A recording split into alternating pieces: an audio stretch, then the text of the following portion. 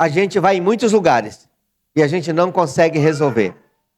Existem doenças que você faz trocentos exames e algumas vezes dá no exame, algumas vezes não.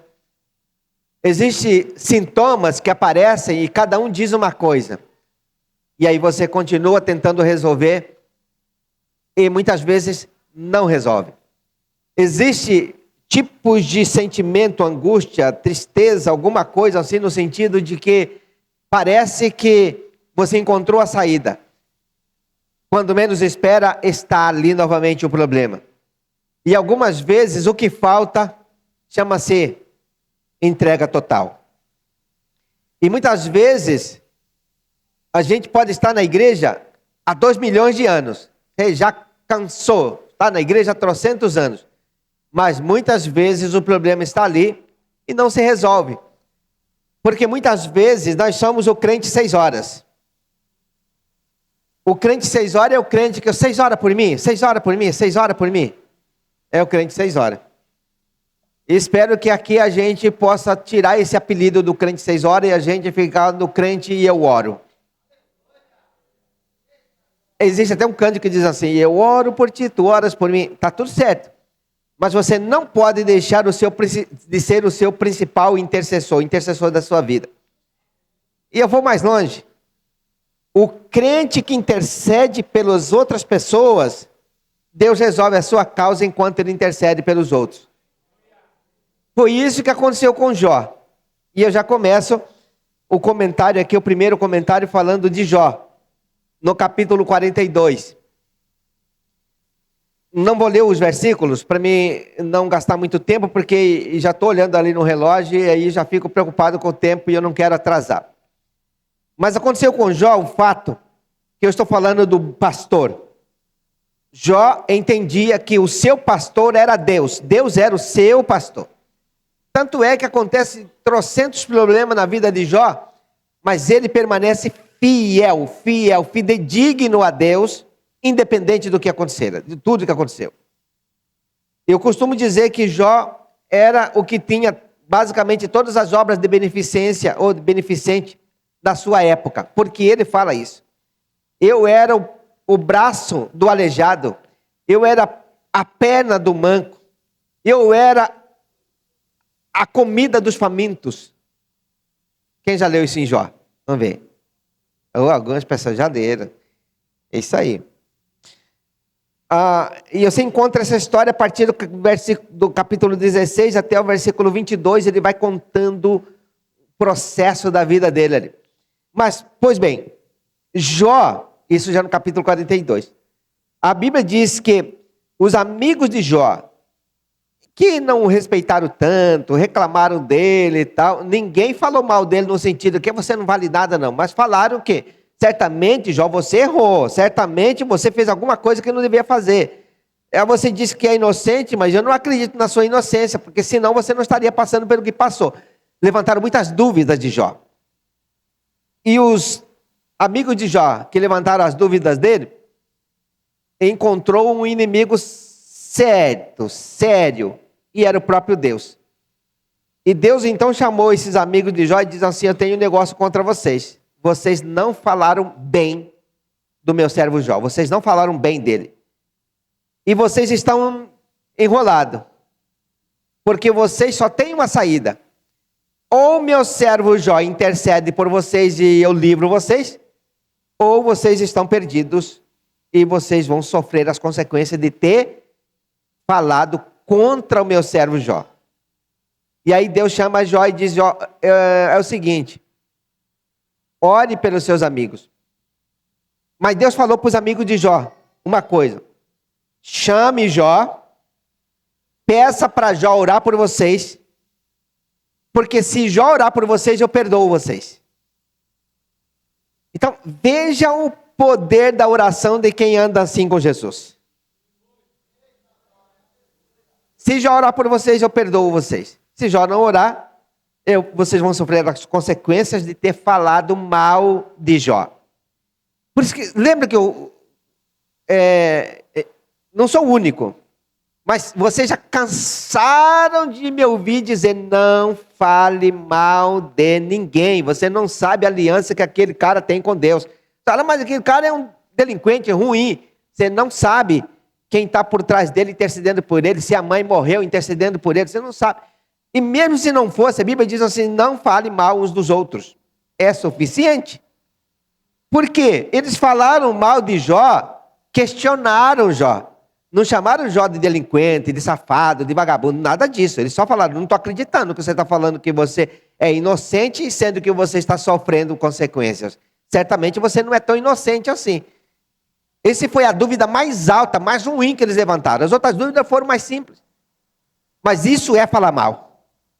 E Deus disse, vocês falaram mal dele, e eu vou pesar a mão sobre vocês. A menos que ele ore por vocês, e vai dar tudo certo. Quem está me entendendo aí? Falar dos outros é um problema seríssimo. Não fale. Pode vir na boca para falar, engole o choro e interceda. Você vai ganhar muito mais. É que muitas vezes falta temor de Deus em nós quando a gente vai e abre a boca contra pessoas. Então veja só. Aí Deus falou para Jó que podia interceder pelos amigos. E eles foram lá, Jó intercedeu pelos amigos. Deus perdoou os amigos. Mas qual foi o principal resultado da intercessão de Jó pelos amigos? Deus perdoou os amigos? Sim ou não? Foram livres. Isso é maravilhoso, porque os 4 estavam perdidos já. Mas, para Jó, qual foi o principal resultado? Ver os amigos livres das consequências ruins. Mas foi esse o principal resultado? Talvez tenha sido, porque Jó se alegrava com o bem-estar das pessoas. Ele celebrava. Mas o que é que veio depois disso? O que é que veio como bônus para Jó? Diga comigo, riqueza. De novo, riqueza. Ele intercedeu e Deus mandou riqueza. Antes dos filhos de Jó morrer, da riqueza dele ser detonado, tudo, acabou tudo num dia só. Antes daquilo lá, ele era o homem mais rico do Oriente. Depois da intercessão, ele se tornou 2 vezes mais rico. Olha, não perca tempo, comece a interceder hoje mesmo. Você conhece alguém que não vai com a sua cara? Esse é o seu alvo de oração. Sempre a gente tem alguém que não vai com a cara da gente. Não sei vocês. Eu não consigo ver essas pessoas. E eu olho para as pessoas e vejo todo mundo vai com a minha cara. Até quem já falou mal de mim fala assim porque gosta de mim. É verdade. Eles falam porque gostam demais. Eu conheço umas 3 pessoas que saíram falando mal aqui de mim aqui da igreja. E eu sei que eles gostam muito de mim. E um deles encontrei esses dias, louco para me dar um abraço. Falei, então aqui, vamos dar um abraço. Falou mal de mim para um monte de gente. Vai lá, deu um abraço nele, tudo certo. Eles gostam tanto. Ele queria ganhar um abraço no dia, não ganhou um abraço e saiu reclamando. E eu falo de reclamar. Fala mal, digo reclamando. Reclamou muito. Mas não tem nada melhor do que você devolver em bênção, em oração principalmente. A principal ferramenta do crente chama-se oração. E oração é um negócio que dá para fazer todo dia, toda hora. Porque ainda que você tenha um tempo de joelho no chão, tá tudo bem. Levantou daquele momento, você continua orando. Todo mundo que você lembrar, libera a bênção. Dificilmente a gente vai passar o dia sem lembrar de alguém, sem pensar em alguém. Você pensou em alguém, já libera a palavra de bênção. Você está aqui de boa, lembrou. Meu Deus do céu. Onde está o irmão Joaquim? Deus abençoe o Joaquim. O pé dele já sarou e daqui a pouco ele está correndo. Você vai lembrando das pessoas, vai liberando palavra de bênção. Vai liberando palavra de bênção.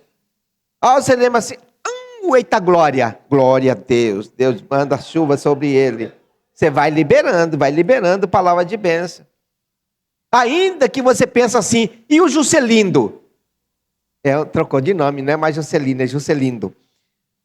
Libera sobre ele, Senhor, a tua bênção para ele ficar mais lindo ainda. Ninguém conhece Juscelindo? É o Juscelino aqui, ó.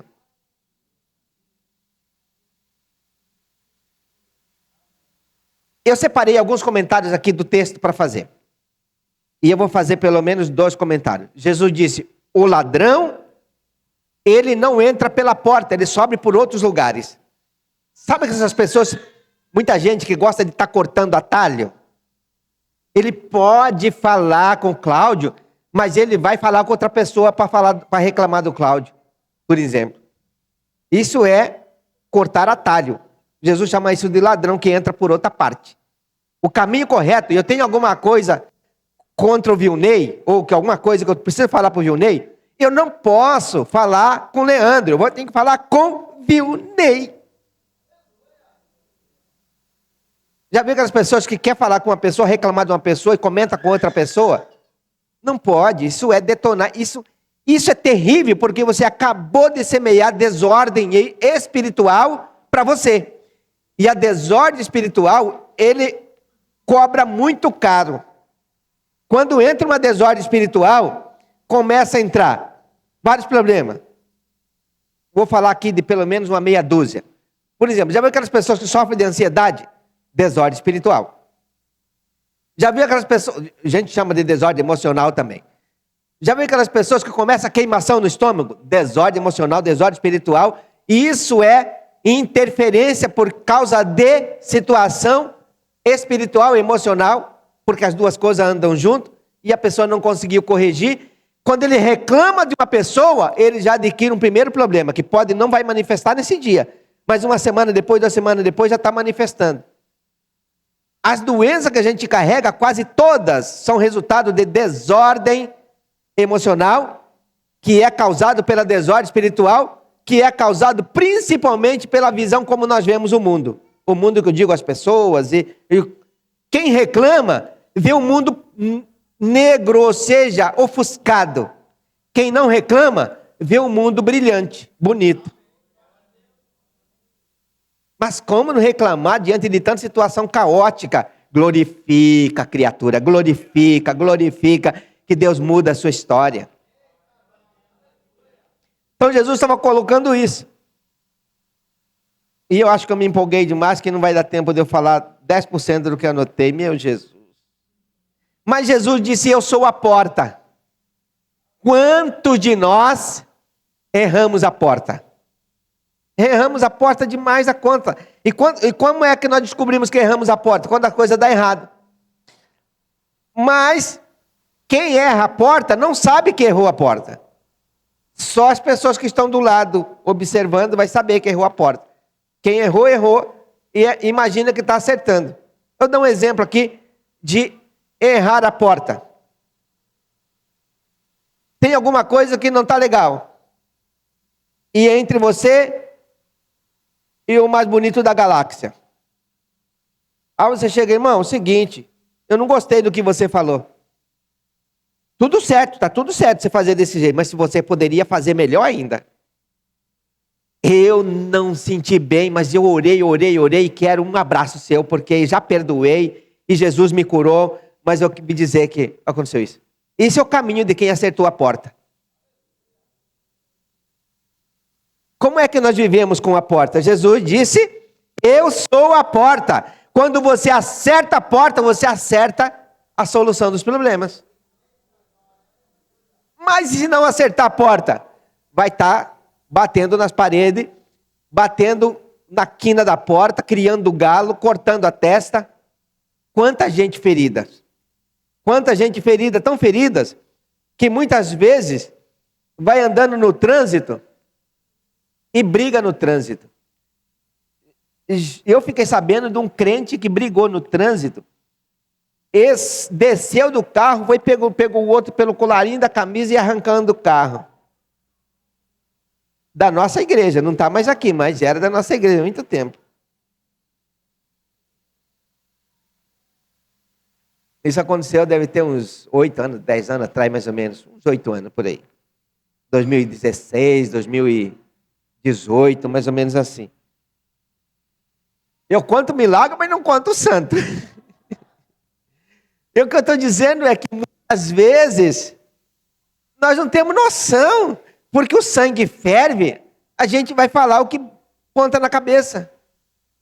Você já falou que não devia? Depois você pensa, puxa, não devia ter falado. Passa uma semana, fala de novo.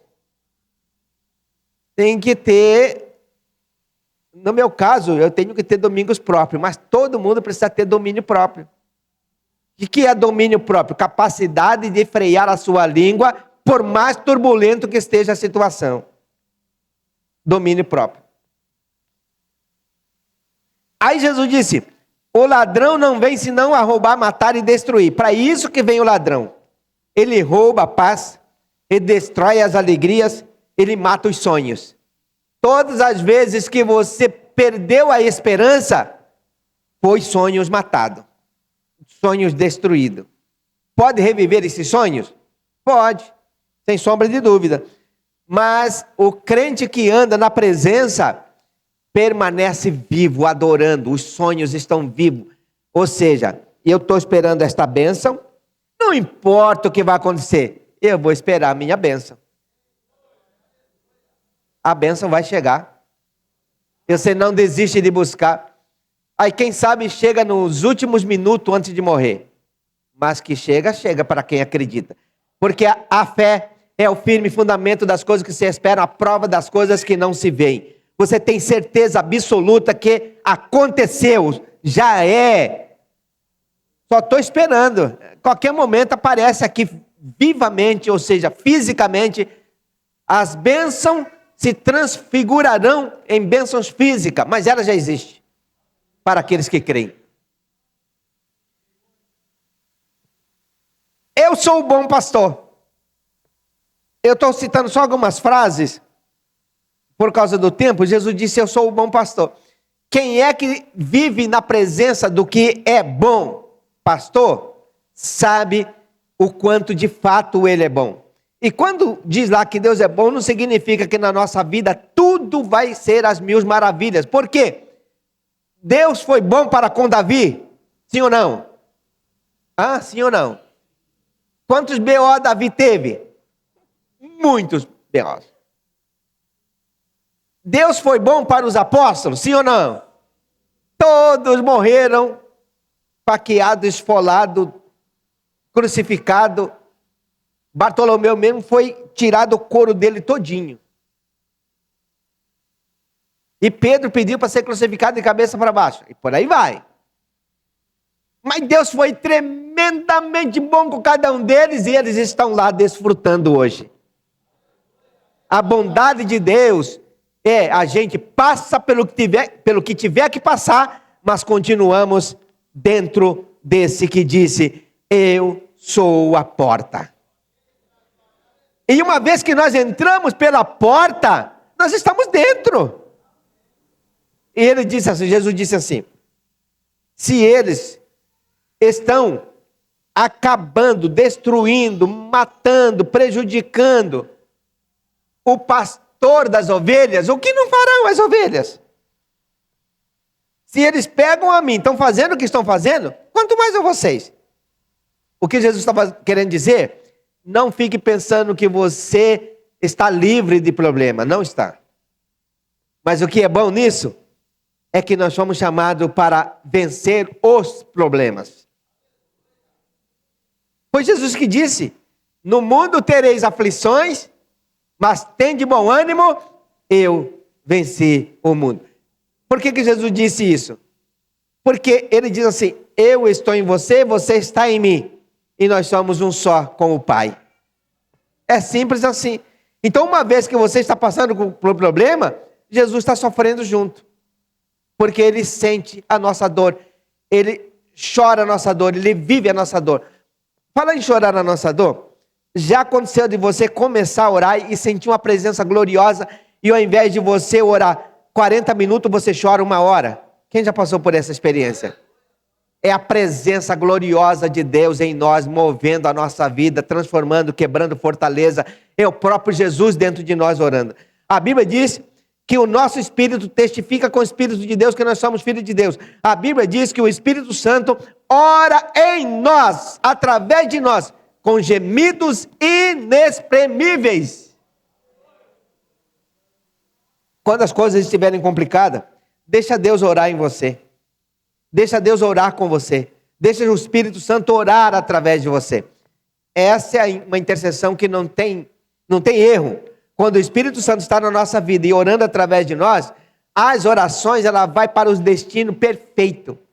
Quando nós oramos apenas para cumprir tabela, talvez você ora e está tudo certo, mas não afeta os problemas de uma forma assim forte e poderosa. Mas quando a gente deixa o Espírito Santo orar em nós, aí é outra dimensão. É aquela oração que você entra na presença de Deus. Deus, toma a minha boca, me diz, me mostra sobre o que e como eu devo orar. Aí começa um processo da presença do Espírito Santo orando em nós e através de nós. Eu vou pulando aqui, eu vou chegar aqui na parte final, porque senão não vou ter tempo de orar. Passando aqui para a última parte, que diz assim: as minhas ovelhas ouvem a minha voz, e eu conheço-as, e elas me seguem. Seguir Jesus não significa ser crente, porque muitas pessoas é crente, mas seguem seus próprios instintos. Quantos crentes seguem seu próprio instinto? O instinto de sobrevivência, o instinto de revolta, o instinto de bondade, o instinto da vaidade, o instinto do orgulho, o instinto da vaidade. Muitas vezes a vaidade em nós é maior do que a humildade, porque a gente se acha muitas vezes. Como que a gente se acha? É quando a gente pega no pé do marido ou da mulher e você não sabe fazer nada, nem para me ajudar nisso, aquilo, outro. O síndrome da vaidade é algo terrível. E a gente acaba fazendo mais inimigo dentro de casa do que amigos, quando na verdade deveríamos apenas... Tem alguma coisa que eu não gostei? Não gostei. Posso falar com você? Você permite eu falar uma coisa? Aí, ó, professor aqui, irmão Samuel, professor nesse negócio aí. Você precisa conviver com ele uns dias para você ver a diplomacia que é resolver o negócio. Irmão Samuel, tá aí, ó. Essa coisa de sentar, perguntar, conversar, se fazer entendido e ainda chamar atenção elogiando. Aí o Robson está no mesmo caminho. Mas é bênção porque ele tem professor. Mas a vaidade não deixa a gente fazer isso. A gente chega pegando no pé. Vou dar um exemplo de pegar no pé. Para todo mundo você fica rindo. Ciúme, criatura. Isso é ciúme. Isso não vem do Jeová, não. E por aí vai, né? A gente tem um monte de síndrome da vaidade de que nós somos o rei da cocada preta. Nós somos o máximo. Quando na verdade faltou o quê? Humildade. Se você percebe que as coisas não estão bem, primeira coisa que você tem que fazer é orar. Deus, me revela o que eu devo falar para o meu marido, para a minha mulher, para que ele possa melhorar e para que eu possa me sentir bem.